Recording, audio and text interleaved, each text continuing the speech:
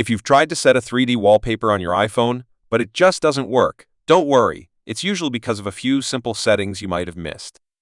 In this video, I'll show you exactly what to check and how to fix it step by step. First, make sure the photo you're using actually supports the Spatial feature.